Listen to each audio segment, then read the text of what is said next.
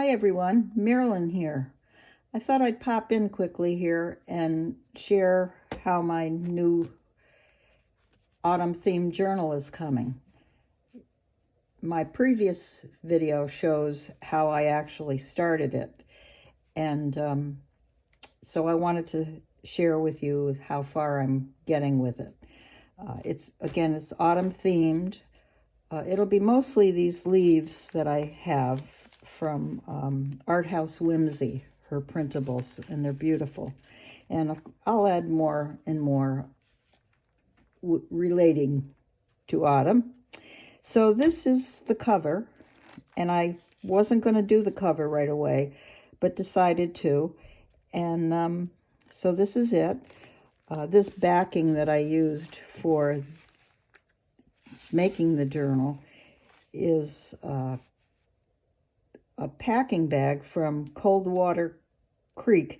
I ordered a shirt and I just loved the bag that it came in, but it's very, very hard to it's a challenge because really it's plastic. It didn't want to really stick, so I really had to use some hard glue on it. But I'm happy with it now.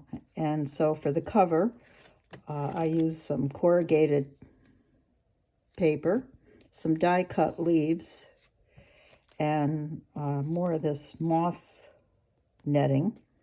And this is a mushroom I created with when I was in the fodder school,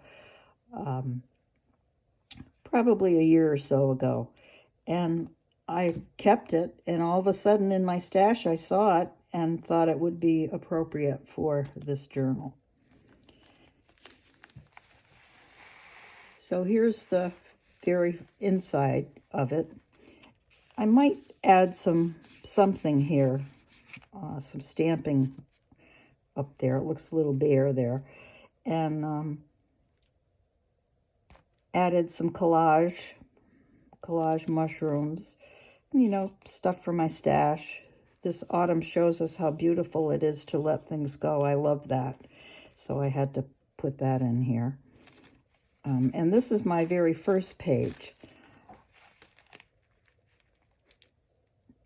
And you can see, we will get a glare with these because they're, of course, plastic.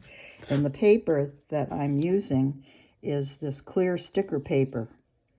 And I got it from Amazon. And I'm finding I'm experimenting with stamping on it, too, as it comes out of the printer with just permanent ink to make my own stickers. So that's been pretty cool. I've been using some distress inks around the edges to make it look a little more vintage. And adding some words. My original plan was to just strictly use these vintage papers that I have for backgrounds on every page, but I don't think that's going to happen. But I like it, and I will use more. Here again is some more vintage paper. I just loved this image with the face inside. Just beautiful. Little stamping here. This is a beeswaxed wildflower, dried wildflower I put on here. Again, more distress inks. Here's another page I did. I'm starting to add some embellishments to this also. This image here I had in my stash, so I just put her on there first, then I put the overlay of the leaf. And again, some more wording. This is just I think I got a set of like 6 of these from Tim Holtz quite a long time ago. This page, I have to say, is my favorite one so far. Of course, I love blue. And